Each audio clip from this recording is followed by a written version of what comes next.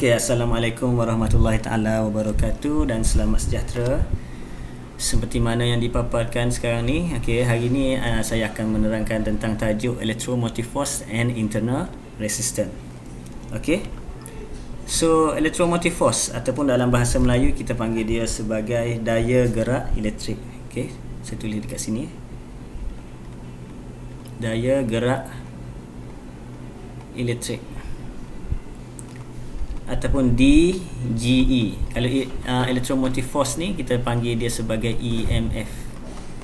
Okey, internal resistance bermaksud rintangan dalam. Rintangan dalam ni ataupun dia punya simbol adalah R. R kecil. Tak kira lah dalam bahasa Inggeris Melayu dia punya simbol adalah R. Okey. So electromotive force ini dia sangat berkait dengan tajuk yang kita dah belajar, yang tajuk yang lalu lah, yang itu beza keupayaan. Okey. So sekarang ni cuba kita refresh balik, cuba kita ingat balik apa yang kita dah belajar sebelum ni. Okey.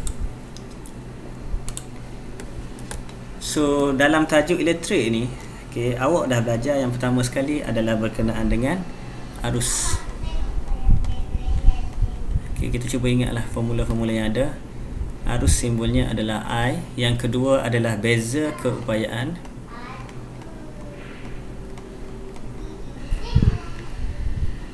Tak ada dawat ke? V. Yang ketiga kita juga belajar rintangan. Okey, ada lagi faktor-faktor yang mempengaruhi rintangan semua tu, tapi kita nak fokus kepada tiga ni lah, dan dua tu yang paling penting untuk kita relate dengan electromotive force tu. Okey. So I awak kena ingat lah, I dia formula I equal to Q over T. Arus ini ialah kadar pengaliran cas. Okey. So Q cas bahagi dengan T masa. Okey, so dia akan jadi kadar pengaliran cas. Yang kedua, beza keupayaan V equal to W over Q. So V adalah beza keupayaan bersamaan dengan kerja, work. Okey, W work, kerja yang dilakukan untuk menggerakkan cas tadi.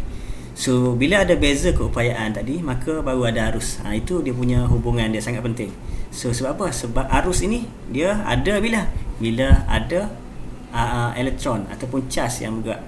Tetapi apakah yang menyebabkan cas itu bergerak? Yang menyebabkan cas itu bergerak adalah beza keupayaan. Dan yang terakhir adalah rintangan. Rintangan adalah nisbah di antara beza keupayaan dengan arus. Okey, so kita nak tengok ke sini. So beza keupayaan yang kita belajar sebelum ni adalah beza keupayaan di dalam litar. Bila litar itu disambungkan, switch on, arus mengalir. Okey, untuk hari ni kita nak tengok apa dia. Okey, kita kembali balik kepada modul tadi. So untuk hari ni kita akan belajar berkenaan dengan electromotive force. Electromotive force ni sebenarnya adalah voltan juga, adalah beza keupayaan juga, sama. Cuma electromotive force ataupun daya gerak elektrik ini merujuk kepada voltan yang dibekalkan oleh bateri. Apa benda pula voltan yang dibekalkan oleh bateri? Okey. So, hari ni ini kita punya objektif kita dalam video ringkas ni. Objektif awak mesti faham apa itu DGE, apa beza DGE dengan voltan. Okey, dan juga apa itu rintangan dalam. So, sekarang ni saya nak awak lihat ada dua gambar rajah, okey, figure A and figure B. Kalau boleh saya besarkan. So kalau kita tengok pada dua-dua gambar rajah ini, dia sama sahaja. Apa yang membezakan di antara dua gambar rajah ni? Satu itu litar itu terbuka, iaitu dia punya switch off kita panggil. Dan yang kedua ini litar itu tertutup, switch on. Dan ini adalah gambar rajah litar yang dilukislah dalam bentuk simbol. So kita pergi ke gambar rajah yang pertama pada sebelah kiri. Cuba kita lihat. Okey. Sekarang ni apa yang kita lihat adalah dia punya switch itu terbuka. Bila switch terbuka, dia akan inilah. Tak ada dakwat lah pula. Dia punya saya tak ada dakwat ni. Okey. So bila switch terbuka, no current flow. Maksudnya tidak ada arus. Dan kalau awak perhati kat sini, ini adalah bateri lah. So dia dah buat garis putus-putus ini mewakili kawasan ni bateri. Dan ada E itu merujuk kepada DGE tadilah, daya gerak elektrik. Dan R kecil ini merujuk kepada rintangan dalam bateri. So bateri ni dia ada voltan dia ataupun kita panggil EMF ataupun DGE, dan dia juga ada rintangan dalam tu. So bila litar ini dibuka, tidak ada arus yang mengalir, bacaan voltan ni bacaan voltmeter yang disambungkan ini adalah katakan 1.5 volt. Kebiasaannya satu bateri, kalau awak ambil bateri tu, awak tengok dia punya volt dia, voltan dia adalah 1.5 volt. Okey. So bacaan dia adalah 1.5 volt. Ini adalah voltan yang dibekalkan oleh bateri. Okey. So voltan yang dibekalkan oleh bateri ni kita panggil dia sebagai DGE ataupun dalam bahasa orang putih EMF. Okey. Kemudian, okey, faham? Okey, sekali lagi saya ulang. Gambar rajah pertama, okey, dia punya switch terbuka. Bila switch terbuka, tidak ada arus yang mengalir, maka bacaan voltmeter yang ada ni, yang disambungkan pada bateri ni, dia menunjukkan bacaan 1.5 volt. So bermaksud apa? Ini adalah voltan yang dibekalkan oleh bateri, yang kita panggil dia sebagai DGE ataupun EMF. Okey. Cuba kita lihat pula gambar rajah di sebelah kanan. Okey. So sekarang ni litar itu dia ditutup. Okey. So bila litar ini ditutup, maka apa yang berlaku? Current flowing. So arus akan mengalir melalui perintang ammeter, kemudian masuk melalui voltmeter dan sebagainya, dan berulanglah selagi dia punya switch on. Okey, sekarang ni apa yang kita nak tengok adalah apa dia? Voltmeter reading dia. Potential difference V less than EMF. EMF berapa tadi? EMF adalah voltage supply by battery. Okey, iaitu 1.5. So dia akan jadi kurang. Mungkin dia akan kurang sebanyak 0.2. Dia akan jadi kat sini, bacaan kat sini. Kemungkinan lah, dia depend kepada rintangan dalam lah. So bacaan voltan bila dia litar ini disambungkan bila arus mengalir adalah 1.3 volt. Tengok. Kenapa pula tadi 1.5 volt. Bila kita sambungkan litar ni, arus mengalir jadi kurang pula, jadi 1.3. Kenapa? Ini berlaku disebabkan adanya rintangan dalam bateri inilah.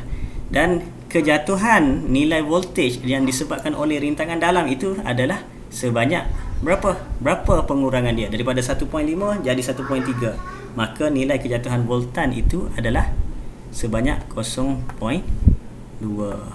volt. Okey.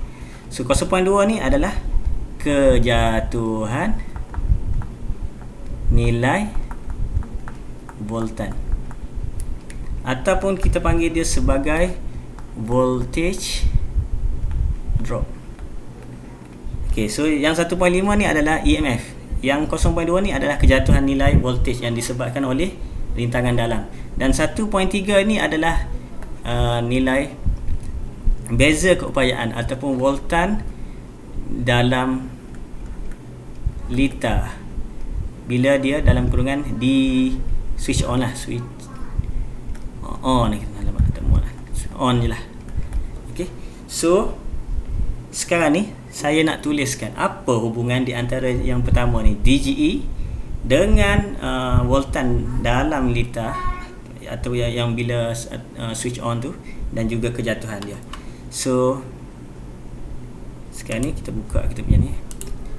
Kita dapati bahawa tadi nilai EMF adalah EMF bersamaan dengan 1.5 volt. Manakala nilai voltan apabila litar dihidupkan, okey, voltan dalam litar on lah, maksudnya bila litar tu dihidupkan adalah 1.3 volt. Dan satu lagi, kejatuhan nilai voltage yang disebabkan oleh rintangan dalam tadi. Okey, kejatuhan nilai voltage adalah sebanyak 0.2 volt. Okey, apa hubungan dia? Okey, macam mana kita nak derive formula yang menghubungkan di antara tiga benda ni? Okey, so ini adalah formula dia. So EMF tadi, besarkan sikit dah. Okey, EMF bersamaan dengan nilai voltan semasa litar dihidupkan. Voltan dalam litar lah, saya suka.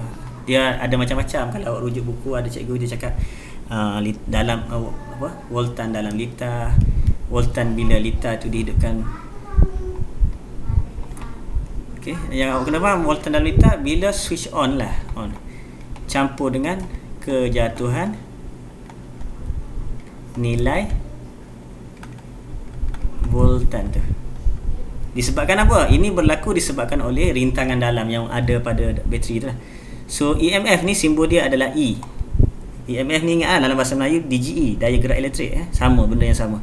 Kemudian nilai voltan ni kita tulis dia sebagai V je lah, macam yang kita belajar sebelum ni lah. Nilai voltan V dalam litar. Okey. Kemudian campur dengan kejatuhan nilai voltage yang disebabkan oleh rintangan dalam. Ini kita pun tulis juga sebagai VR kecil lah. VR kecil, dia ada simbol kecil untuk memudahkan awak membezakan di antara dua ni lah. So yang ni dia punya formula, kan kita dah belajar tadi. Yang ni mana? Daripada formula ni, R equal to V over I, V equal to I R. So yang ni kita boleh substitute dalam formula ni. So dia akan jadi I R. So campur dengan VR kecil ni pun sama juga, dia masih lagi voltage. So kita tulis dia sebagai I R kecil. Okey.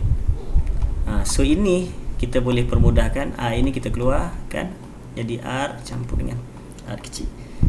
So ni adalah formula yang boleh awak ingat lah dalam menyelesaikan soalan berkaitan dengan EMF. Okey.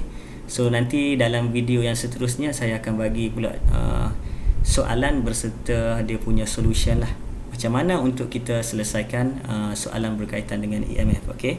Sekian, terima kasih.